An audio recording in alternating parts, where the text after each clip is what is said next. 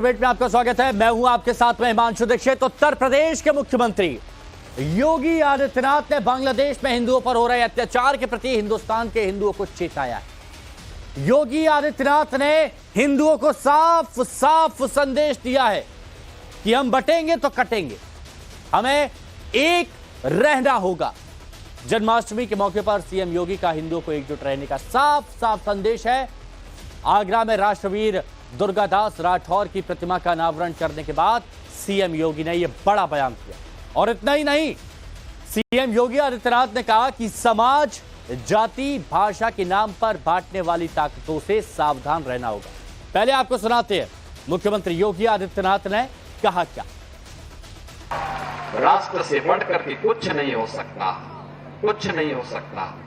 और राष्ट्र तब सशक्त होगा जब हम एक रहेंगे, नेक रहेंगे, तभी नेक रहेंगे। बटेंगे तो कटेंगे। आप देख रहे हैं ना, बांग्लादेश में देख रहे हो ना, तो वो गलतियां यहां नहीं होनी चाहिए। बटेंगे तो कटेंगे,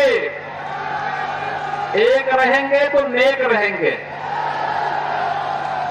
सुरक्षित रहेंगे और समृद्धि की पराकाष्ठा को पहुंचेंगे।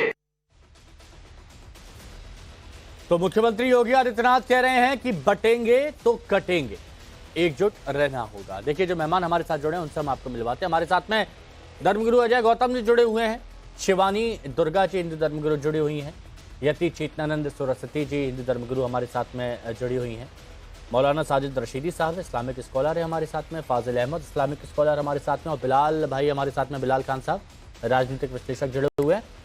बहुत स्वागत है आप सभी का। अजय गौतम जी, बटेंगे तो कटेंगे, मुख्यमंत्री योगी आदित्यनाथ के इस बयान से आप क्या समझते हैं? क्या संदेश देने की वो कोशिश कर रहे थे? किस मुद्दे को वो उठा रहे थे? देखिए, सबसे पहले तो आज मैं आपके दर्शकों को जन्माष्टमी के इस महापर्व की बहुत बहुत शुभकामनाएं देना चाहता हूं। और कृष्णाय वासुदेवाय देवकी नंदनाय च नंद गोप कुमाराय गोविंदाय नमो नमः। आज ही का दिन था जब भगवान कृष्ण ने कुरुक्षेत्र की युद्ध भूमि में अर्जुन को धर्म की रक्षा का संदेश दिया। और मुझे लगता है कि आज माननीय आदित्यनाथ योगी जी ने उसी संदेश की पुनरावृत्ति करी है कि अगर एक रहेंगे तो सुरक्षित रहेंगे, अगर बटेंगे तो कटेंगे। जैसा कि आपने देखा है कि पूरा जो विश्व है, पूरे विश्व की पूरी धरती आज ग्लोबल रूप से इस्लामिक आतंकवाद से ग्रसित है। ब्रिटेन की बात कर लीजिए, फ्रांस की बात कर लीजिए, चाहे हमारे बगल में बांग्लादेश की बात कर लीजिए, पाकिस्तान की बात कर लीजिए, कोई जगह ऐसी नहीं है जहां जिहाद के नाम पे, इस्लामिक आतंकवाद के नाम पे, इस्लामिक कट्टरतावाद के नाम पे वहां के अल्पसंख्यकों को ना काटा ना जा रहा हो, उनके मंदिर, उनकी पूजा पद्धति को नष्ट न किया जा रहा हो, जहां उनके पूजा प्रतिष्ठानों को नष्ट नहीं किया ना जा रहा हो, जहां उनकी बहन बेटियों को सरेआम चौराहे पर उनकी इज्जत और अस्मत को तार तार ना किया जा रहा हो।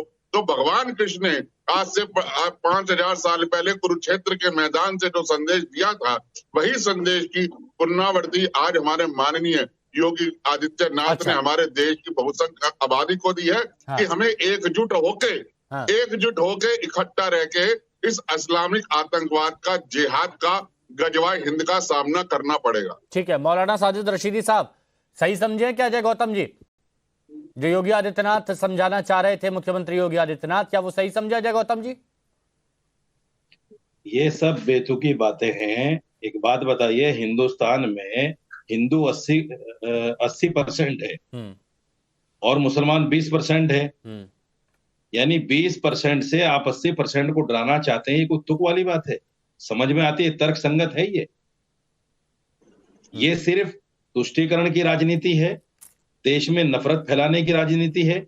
एक आदमी जो संविधान की शपथ लेकर संवैधानिक पद पर बैठा हुआ है, इस तरह के अल्फाज बटेंगे तो कटेंगे, ये संवैधानिक हो सकते हैं? ये मुख्यमंत्री के मुंह से ऐसे शब्द नहीं आने चाहिए, बटेंगे तो कटेंगे। ये इतना गैर संवैधानिक बयान है कि जिसकी जितनी निंदा की जाए उतना कम है। अच्छा। मुख्यमंत्री को नहीं कहने चाहिए ऐसी बातें। या तो आप संविधान की शपथ ना लो, आप कह दो हम संविधान को मानते ही नहीं है। अच्छा। संविधान क्या चीज है? ये देश धर्मनिरपेक्ष है, ये देश संविधान से चलेगा, ये किसी गीता कुरान से नहीं चलेगा।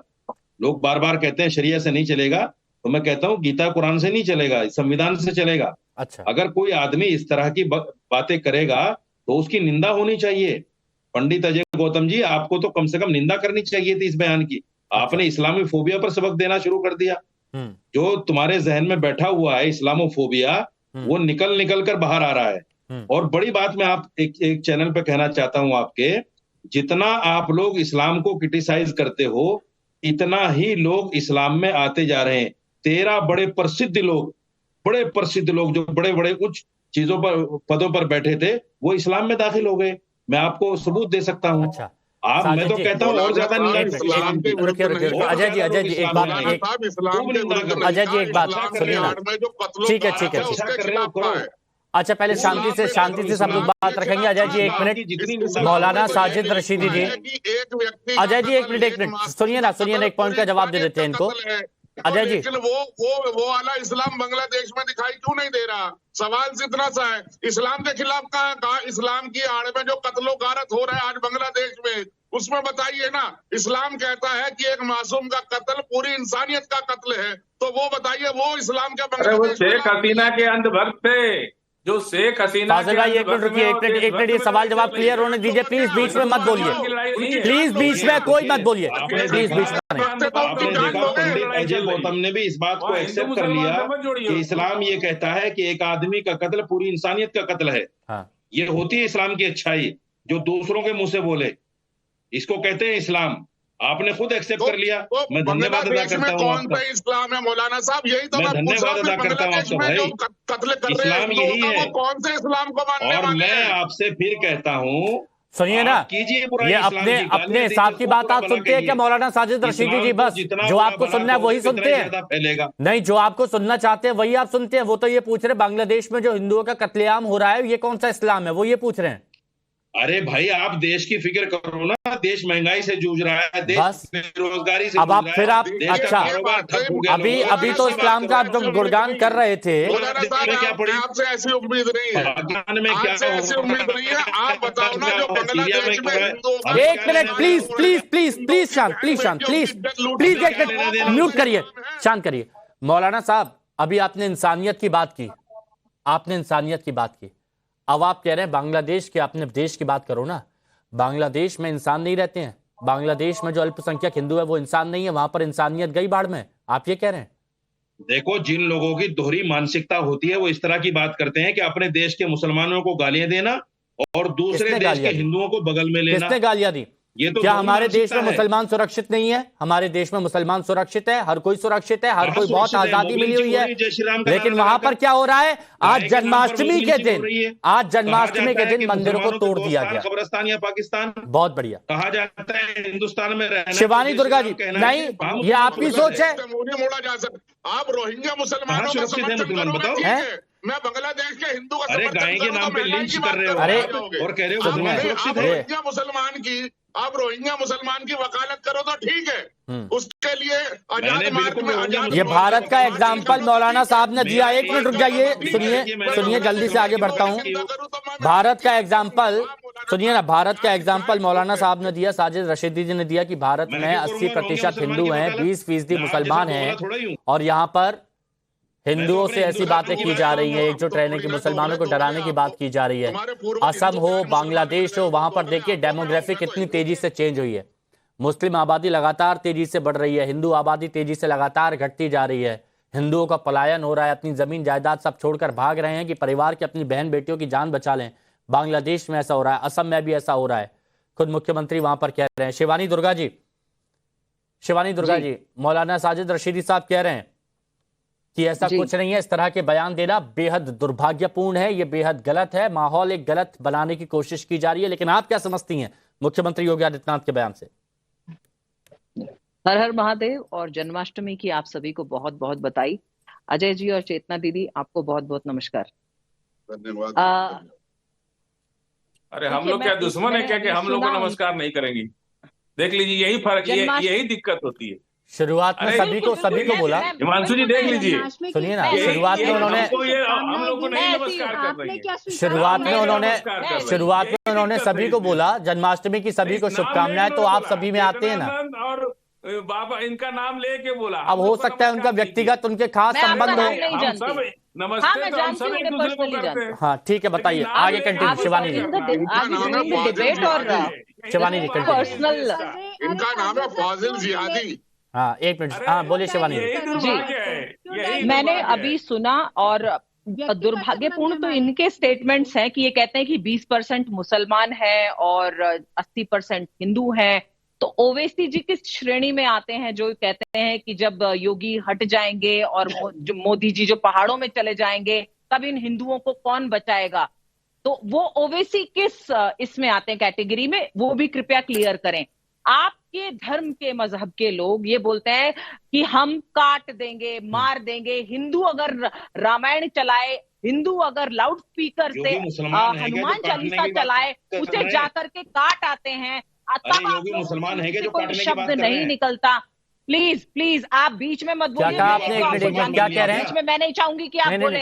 प्लीज, सीएम योगी को आपने मुसलमान मान लिया गया जो आप कह रहे हैं काटने की बात करते हैं। तो क्या मुसलमान, आप ये मानते हैं सिर्फ मुसलमान काटने की बात करते हैं? मुसलमान काटने की बात करते हैं, मुसलमान काटते हैं की बात करते हैं तो सीएम योगी नहीं, मुसलमान काटते हैं क्या? पहले ये बताइए, मुसलमान काटते हैं? सीएम योगी कर रहे हैं। मुसलमान काटते हैं? बटेंगे, हमारा हिंदू अगर बटेगा, सीएम योगी कर रहे हैं काटने की बात, मुसलमान तो करता ही नहीं। बिल्कुल हमारा धर्म है, हमारी ये ड्यूटी है कि हम हिंदू को जागृत करें। आप जाइए, आप तो कर ही रहे हैं मुसलमानों को जागृत, हर तन से जुदा, धड़ तन से जुदा। ये सब नारे तो आप ही की तरफ से आते हैं, हमारी तरफ से कहाँ आते हैं इस तरह के नारे? हम तब भी श्री राम का नारा लगाते हैं इस देश में। आप लोग बांटने की और काटने की बात करते हैं। बटेंगे, उन्होंने हिंदुओं से कहा कि जुड़िए, एक होइए। उन्होंने किसी का नाम नहीं लिया, उन्होंने सिर्फ ये कहा कटेंगे तो कटेंगे। मतलब उन्होंने तो एकता की बात की। कहाँ हिंदू मुस्लिम आ गया उसके अंदर? ये तो आप ढूंढ रहे हैं, आप जैसे लोग बैठे हुए हिंदू मुस्लिम कर रहे हैं। कहां से उन्होंने बोला? उन्होंने बोला कि हिंदू बटेगा तो कटेगा। उन्होंने कहा बटेंगे तो कटेंगे। तो ये सही बात है कि जो गठरी होती है लकड़ी की, अगर एक अकेली कर दो तो टूट जाती है। तो हमारी शिक्षा हमारे पूर्वज देते रहे कि आप साथ में रहोगे तो कोई आप पर हावी नहीं हो सकता, आप अकेले अकेले रहोगे तो आप काट दिए जाओगे। ये तो पूर्वज हमारी शिक्षा देते आए हैं। और रही बात धर्म की जिसकी आप बात कर रहे हैं, अभी आपने आपके साथी बात कर रहे थे कि हिंदू जो है वो ज्यादा है। ज्यादा होने के बाद आप लोग भय पैदा करने वाले लोग हैं।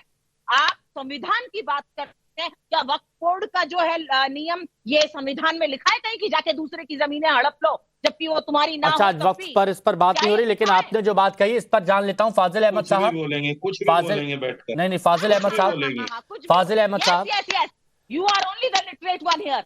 फाजिल अहमद साहब, बात करने बांग्लादेश में हिंसा हो रही है, बांग्लादेश में हिंदुओं पर अत्याचार हो रहा है। आज जन्माष्टमी है और आज विष्णु जी का मंदिर, कृष्ण जी का मंदिर वहां पर तोड़ दिया गया, मूर्ति खंडित कर दी गई, तोड़ दिया गया, फेंक दिया गया। ऐसी तस्वीरें हैं और वो हम आपको लगातार अपनी स्क्रीन पर दिखा भी रहे हैं। अत्याचार हो रहा है, हत्या हुई, बलात्कार हुआ, ये सब वहां पर हुआ। और वही चीज अगर मुख्यमंत्री योगी आदित्यनाथ कह रहे हैं कि बांग्लादेश में देख लो क्या हो रहा है, यहां पर एकजुट रहना पड़ेगा, तो इसमें गलत क्या लग रहा है? क्या पॉइंट गलत है? आपसे जानना चाहता हूं। हिमांशु जी देखिए, 2-3 बातें अभी तक डिबेट में आ गई। बोलिए। पहली बात तो मैं ये कहना चाहता हूं कि 20 लाख हिंदू इस देश से अरब देशों में नौकरी कर रहा है, दुबई से लेकर के और तमाम यूएई, मस्कट, ओमान, बहरीन जो भी है, 20 लाख हिंदू यहाँ से नौकरी कर रहा है। कई मेरे दोस्त नौकरी कर रहे हैं और वो लोग किसी भी कीमत में भारत वापस नहीं आना चाहते। अगर उनको ये कहते हैं कि नागरिकता दे तो हम लोग यहीं रह जाए, किसी भी कीमत पर भारत में वो हिंदू वापस नहीं आना चाहते। 20 लाख लोक संख्या है। नंबर एक बात नहीं, ये कह रहे हैं कि मुसलमान जहां रहते हैं मार काट कर देते हैं, इसलिए हम कह रहे हैं आपके कोई मित्र वो कैसे सुरक्षित है? अब आपके कोई मित्र हैं वो भारत वापस नहीं आना चाहते, वो आप सुरक्षित है? वो आपके मित्रों की बात हो रही है। बहुत सारे लोग हैं जो भारत वापस आना चाहते हैं। हमको नहीं सुनते, आप सबको सुनते हैं, हमारे बीच में बोल देते। आप दूसरा मुद्दा उठा रहे थे ना, आपने वो मुद्दा ही गलत उठाया। मुद्दा इसलिए उठा रहे हैं कि यूनुस साहब वहां मंदिर गए, मामला शांत हो गया, और इंडियन मीडिया में जिस तरह से दिखाया जा रहा है कि ये मंदिर तोड़ दिया, वो मंदिर तोड़ दिया, तो इसकी जिम्मेदारी भारत के मुसलमान की नहीं है, भारत सरकार की है। भारत सरकार के यूएन में उठाना चाहिए मामला, भारत सरकार को वहां सेना भेजना चाहिए, भारत सरकार को, और इनकी भाजपा की हिंदू की सरकार है, इनको स्टेप लेना चाहिए। ये लोग ये पंच मिलन विष्णु मंदिर है, दोषी कैसे कह सकते हैं? ये तस्वीर देखिएगा फाजिल अहमद भाई, फाजिल अहमद भाई, ये मंदिर की तस्वीरें भी देखते रहिएगा, सुन लीजिए, ये मंदिर की तस्वीरें चल रही हैं। ये कह रहे हैं, सुन लीजिए, यहाँ 15 करोड़ हिंदू रहते हैं, भारत के अंदर सिर्फ 15 करोड़ रहते हैं, और हजारों साल से आदिवासी और दलित को गुलाम बना के रखे हैं। 15 करोड़ हिंदू, सिर्फ 15 करोड़ हैं, और 100 करोड़ को गुलाम बना के रखे हैं। आजादी के बाद से एक धूर जमीन नहीं दिया दलितों को, आदिवासियों को। आप कहां की बात कहां लेकर बैठे हैं? सुनिए, आप हिंदुओं को समझ ही नहीं पाए, आप हिंदुओं को समझ ही नहीं पाए, आपके मन में जो भरा हुआ है उससे आप समझ ही नहीं पाए कि हिंदू हैं क्या। जो बातें कर रहे हैं, गुलाम सरकार संविधान बदल देंगे, ये कह रहे हैं कि 400 सीट दे दो, हम संविधान बदल देंगे। अरे कहां की बात कहां लेकर जा रहे हैं? बिना सोचे समझे कुछ भी बोलते हैं, आदिवासी को अधिकार देता है, बिना सोचे समझे कुछ भी बोलते हैं, मुसलमानों को अधिकार देता है। तो वहां पर बांग्लादेश में जाति नहीं पूछी जा रही, बांग्लादेश में जाति नहीं पूछी जा रही, वो देखते हैं हिंदू है, हमला कर देते हैं। 15 करोड़ हिंदू, 35 करोड़ दलित को गुलाम बना के रखे हैं। आप कहां हिंदू दलित में फंसे हुए हैं? करते हैं फाजिल भाई, करते हैं उनके गुलामी। फाजिल भाई, आप कौन सी दुनिया में जी रहे हैं, किस तरह की बात कर रहे हैं, ये शायद आप खुद नहीं समझ रहे जो यहाँ पर आप अपनी बात रख रहे हैं। हिंदू इस पूरे देश को तबाह करके रखते हैं। सुनिए मेरी बात, सुनिए मेरी बात, फाजिल अहमद, डंके की चोट पर बोल रहा हूँ, हिंदू किसी को दबाते नहीं है, हिंदू जितने सहिष्णु है ना, ये आप बखूबी जानते हैं, और इसीलिए हिंदुओं की, सुनिए, हिंदू इतने सहिष्णु है ना, आप बखूबी इसको जानते हैं, और इसीलिए उनकी भावनाओं के साथ खिलवाड़ किया जाता है, उनको हमेशा अपमानित करने की कोशिश की जाती है। हमको यति चेतनानंद जी, सिखों का नरसंहार किस धर्म के लोगों ने किया? ये किस तरह की बात है, क्या आप समझ पा रही हैं? आप बताइए ना हमको कि 84 के दंगा में सिखों को। हिमांशु जी, फाजिल साहब चुप हो जाएं तो मैं अपनी बात रखूं। देखिए हिमांशु जी, अभी फाजिल साहब ने कहा कि बांग्लादेश में जो हो रहा है उसका जिम्मेदार भारत का मुसलमान नहीं है। बिल्कुल ठीक बात है, भारत के मुसलमान उसके जिम्मेदार नहीं होने चाहिए, लेकिन भारत के मुसलमान जब फ्रांस में कोई कार्टून बनाता है और उसके बाद जो यहाँ हिंसा दिखाई देती है, उसके जिम्मेदार तो भारत के मुसलमान है ना, उसकी जिम्मेदारी भारत का मुसलमान क्यों नहीं लेता उस हिंसा की? यहाँ पर देवराज मार दिया जाता है, राजस्थान में कन्हैया लाल मार दिया जाता है, सर तन से जुदा करके। फाजिल अहमद सुन लीजिए, एक मिनट, फाजिल अहमद शांत करिए ना, फाजिल अहमद को शांत करिए। देखिए, मैं चाहता हूँ सबकी बातें सुनी गई तो इनकी भी बातें सुनी जाए। बोलिए यति चेतनानंद जी, बोलिए। जी, यहाँ सर तन से जुदा के नारे बुलंद करके किसी कन्हैया लाल को मार दिया जाता है। अभी 10वीं के छात्र को बांग्लादेश पे 2 छात्रों में बहस हुई और चाकुओं से गोदकर मार दिया गया। मेरठ के मवाना में पॉलिथीन नहीं देने पर मार दिया गया। यहाँ 2 साल की बच्ची को उठाकर मेरठ में रेप कर दिया गया और रेप करके उसकी हत्या कर दी गई। ये है इस्लाम। और बिल्कुल आज जो मुख्यमंत्री जी ने कहा है वो बिल्कुल ठीक कहा है कि हिंदुओं को बांग्लादेश से सबक लेना चाहिए। कल को बांग्लादेश जैसी स्थिति भारत में ना हो, जिसका चैलेंज सलमान खुर्शीद कर चुके हैं। सलमान खुर्शीद ने अपने वक्तव्य में बहुत स्पष्ट कहा है कि भारत में कल को ये होने वाला है। तो क्या गलत कर रहे हैं मुख्यमंत्री अगर वो सचेत कर रहे हैं अपनी प्रजा को? बताइए बिलाल भाई, बिलाल भाई, क्या आपको भी इसमें गलत नजर आता है? क्यों नहीं? देश के सभी भाइयों को जन्माष्टमी की बहुत बहुत मुबारकबाद। सबसे पहले तो आपको भी। हाँ बताइए बिलाल जी। देखिए, जो लोग 80-20 की बात करते हैं, जो शमशान कब्रिस्तान की बात करते हैं, हिंदू मुसलमान की बात करते हैं, मंदिर मस्जिद की बात करते हैं, एक प्रदेश के चुने हुए मुखिया जहाँ की सबसे ज्यादा पॉपुलेशन है, जिस प्रदेश में जो भारत के संविधान की शपथ लेने के बाद बांटने की बात कर रहे हैं, बटेंगे तो कटेंगे, ये बहुत ही शर्मनाक है। और इस देश के अंदर चाहे हिंदू हो मुसलमान हो, मैडम मैं बीच में नहीं बोला, देखिए आप सब, मैं किसी के बीच में बोला नहीं हूँ। हिमांशु जी प्लीज इनको इंटरप्ट मत करिए। सरस्वती जी सुनिए ना, अपनी बात रखिए, बिलाल भाई की बात हो जाए, आप क्रॉस क्वेश्चन कर लीजिएगा, बाकी जल्दी जल्दी जाऊंगा मैं। हाँ देखिए, मैं सबकी बात का सम्मान करता हूँ, जिन्होंने जो बात की अच्छी बात अपने तरीके से की, लेकिन ये बात हकीकत है जब देश और प्रदेश में कौन किस तरीके से कर रहा। और अभी बहुत बड़ी बड़ी बातें कर रहे थे इस्लाम को लेकर, मैडम ही बता रही थी। तो इस देश के अंदर जो मॉब लिंचिंग की गई थी, अखलाक की हो, पहलू की हो, चाहे अकबर की हो, ऐसे लोगों को कौन थे मारने वाले? कौन सा नारा लगा था? तो हम भी ऐसे गिना सकते हैं, ऐसे मत कि हम नहीं कह सकते। अगर ये कर रहे हैं तो हम कभी हिंदू भाइयों को गलत नहीं कहेंगे, ना कभी धर्म को गलत कहेंगे, लेकिन ये सीधा टारगेट करते हैं इस्लाम को, मुसलमानों को। ये नहीं होता, हर जगह अपराध होता है, अपराध होता है, अलग कोई वो नहीं है। कोई कानून जो है सबके लिए बराबर है, कानून से अगर इनको बात करनी पड़े, कानून सबके लिए बराबर है। लेकिन हम ये करें, बांग्लादेश में जो हो रहा, सबसे पहले सपोर्ट करने का काम हमने किया कि ऐसे लोगों को जो हमारे हिंदू भाइयों पे जुल्म और ज्यादती बहन बेटियों के साथ कर रहे हैं, यहाँ से हम संदेश देंगे, भारत की सरकार के साथ खड़े होकर संदेश देंगे कि ऐसे लोगों का जब विरोध करना चाहिए। लेकिन ये लोग हमें ही कट्टरता के खिलाफ तो मुख्यमंत्री योगी आदित्यनाथ बात कर रहे हैं। जो कट्टरता बांग्लादेश में दिखाई दे रही है, ऐसी कट्टरता के खिलाफ तो मुख्यमंत्री योगी आदित्यनाथ बात कर रहे हैं। यही कट्टरता की तो बात कर रहे हैं। जो यहाँ पर सलमान खुर्शीद की बात कही, फारूक अब्दुल्ला बोलते ऐसे हालात भारत में भी हो सकते हैं, जब किसी के सब्र का इम्तिहान लिया जाएगा तो ऐसा होगा वैसा होगा। तौकीर रजा जैसे कितने लोगों के आपने बयान सुने हैं ना, ये क्या है? यही है जैसे जिस तरीके। अच्छा, किससे सवाल पूछा सर? आप ही से ही है, ये क्या है ये ऐसे बयानबाजी? देखिए बिल्कुल, मैं तो कह रहा हूँ दोनों तरफ से बयान आते हैं, जो चाहे अनुराग ठाकुर का देख लीजिए, कपिल मिश्रा का देख लीजिए, बयान आप दोनों तरफ से ले लेते हैं, लेकिन सीधा सवाल आपसे पूछा, आप बताइए ना अपना। दोनों गलत हैं, दोनों गलत हैं, मैं किसी को सपोर्ट नहीं कर रहा। अरे इस तरीके से बयान जो देने वाले लोग हैं, नफरत की बात करने वाले, और आज भी ऐसे आ रहे हैं, ये बयान नहीं आने चाहिए। इन पे लगाम लगाने का काम कौन करेगा, ये बताइए। अजय गौतम जी बताइए, अजय गौतम जी बताइए।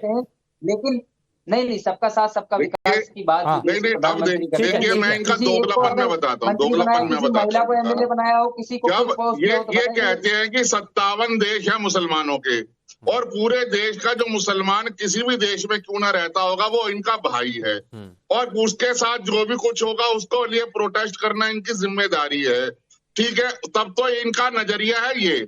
अगर हम पाकिस्तान में रहने वाले हिंदू भाई या बांग्लादेश में रहने वाले हिंदू भाई की बात करते हैं तो कहते हैं कि जी महंगाई की बात करो, पेट्रोल की बात करो, गैस की बात करो, चीनी की बात करो, आटे की बात करो, चावल की बात करो, तब इनका नजरिया ये हो जाता है। और रोहिंग्या मुसलमान जिसका कोई लेना देना भारत के मुसलमानों से नहीं था, उसके लिए मुंबई के आजाद मैदान के अंदर प्रोटेस्ट होता है, मीडिया की ओबी वैन जला दी जाती है, महिला पुलिस कर्मियों के कपड़े फाड़ के अभद्रता करी जाती है। तो ये किस तरीके का नजरिया है? आप इंसानियत की बात करते हो तो बताइए, बांग्लादेश में जो हो रहा है उसको रोकने के लिए कौन से मदरसे ने फतवा जारी किया? ये मौलाना साहब से इस पर एक सवाल पूछूंगा, सुनिए ना अजय गौतम जी, मौलाना साहब से इस पर एक सवाल पूछूंगा, लेकिन एक बड़ी खबर आ रही है वो बता देता हूं। बड़ी खबर क्या है? पूर्व मुख्यमंत्री ने वर्तमान मुख्यमंत्री पर निशाना साधा है। सीएम योगी के बयान पर अखिलेश यादव का पलटवार आया है। मुख्यमंत्री विदेश के मामलों पर ना बोलें, ये कह रहे हैं अखिलेश यादव। विदेश के मामलों पर मुख्यमंत्री का बोलना गलत है। प्रधानमंत्री बनना चाहते हैं, कम से कम प्रधानमंत्री का रोल उन्हें नहीं प्ले करना चाहिए। ये काम प्रधानमंत्री जी का है, भारत सरकार का है कि दुनिया में किस देश के साथ कैसे संबंध रखना है। ये पहली बार नहीं मुख्यमंत्री जी कर रहे हैं, मुख्यमंत्री जी पहले भी कह चुके हैं। मुझे उम्मीद है कि दिल्ली वाले इन्हें समझाएंगे कि दिल्ली वाले फैसलों पर वो हस्तक्षेप न करें।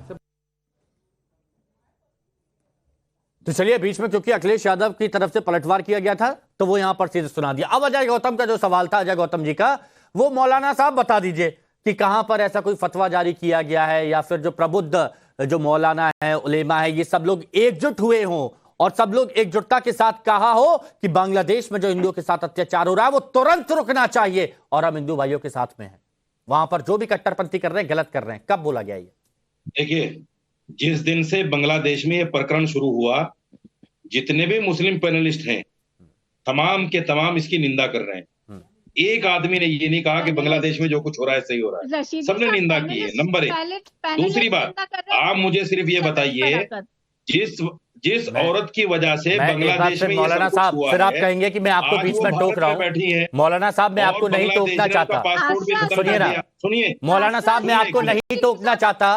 आपने कहा कि जो भी पैनल पर आए हैं वो विरोध कर रहे हैं। मैं ये कह रहा हूं आपका संगठन क्या कर रहा है? संगठन में शक्ति होती है ना, एकला चलो रखी आप पर चलते हैं क्या?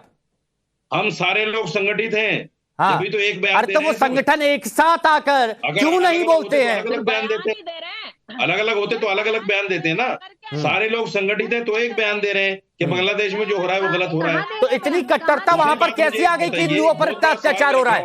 इतनी कट्टरता कहां से आई? सुनिए, इतनी कट्टरता कहां से आई? अरे सुनिए, एक मिनट, बहुत बड़ा सवाल रख रहा हूँ, सुनिए। आपको तो हवा भी नहीं होगी उस चीज की, सुनिए। बांग्लादेश ने पासपोर्ट रद्द कर दिया शेख हसीना का। कल को वो डिमांड करेंगे तो भारत क्या करेगा? देगा शेख हसीना को? सुनिए वहां पर जो इस वक्त हो रहा है, शेख हसीना भी यहाँ पर है, वो छोड़िए।